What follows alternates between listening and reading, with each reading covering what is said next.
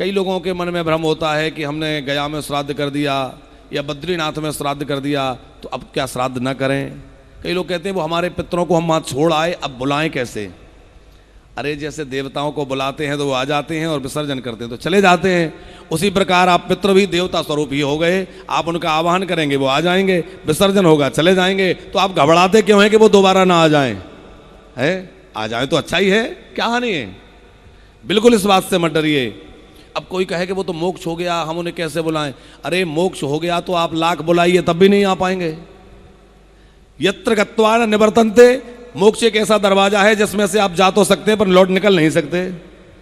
एक बूंद पानी की समुद्र में मिल गई, आप उसको समुद्र से अलग कर सकते हैं? है कोई विधि कि जो बूंद पानी में गिरी है समुद्र में उसको हम अलग कर लें? संभव नहीं है। उसी प्रकार जो आत्मा भगवान में परमात्मा में मिल गई उसको अलग नहीं किया जा सकता। फिर आप कहेंगे कि फिर श्राद्ध करने से ही क्या लाभ जब वो वहां चले गए। तो वह भगवान को प्राप्त हो जाएगा, चूंकि वो आत्मा भगवान में मिल गई है, भगवान को प्राप्त होगा तो भगवान की कृपा आपको प्राप्त होगी। इसलिए जीवन पर्यंत जब तक जीवन है तब तक श्राद्ध करना है, छोड़ना नहीं है। श्राद्ध कर्म का कभी त्याग नहीं करना है। एक और भ्रांति समाज में कि केवल बड़ा बेटा ही करे। अब तो खैर एक एक बेटे ही होने लगे तो ये समस्या मिटी जा रही है। बाकी 3 भाई हैं 4 भाई हैं तो कहते हैं कि वो बड़ा करेगा या छोटा करेगा, हम तो बीच वाले, हम क्यों करें। देखो जो मुखाग्नि है या विशेष विशेष श्राद्ध हैं वो तो बड़े बेटे को करना चाहिए। बड़े के अभाव में कोई कारण बड़ा नहीं कर पा रहा, छोटे करे। लेकिन इसका मतलब ये नहीं कि बीच वाला पूरी तरह से उससे बचा रहे, सबको करना चाहिए।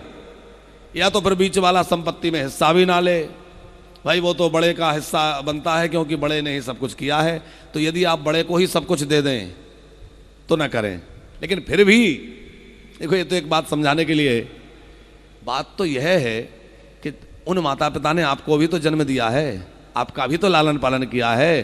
तो बीच वाला हो चाहे मंझला हो संजला हो जो भी हो, सभी को नित्य तर्पण करना चाहिए, सभी को नित्य श्राद्ध करना चाहिए। नित्य नहीं कर सके तो 16 श्राद्धों में तो अवश्य करना चाहिए। अपने माता पिता की तिथि में तो विशेष करके करना चाहिए। प्रमाद मत करिए, इस भ्रम में मत रहिए, नहीं तो पितरों के ऋण से उरण नहीं होंगे और बार बार उसके लिए जन्म लेना पड़ेगा। अनेक अनेक योनियों में आपको आकर भटकना पड़ेगा।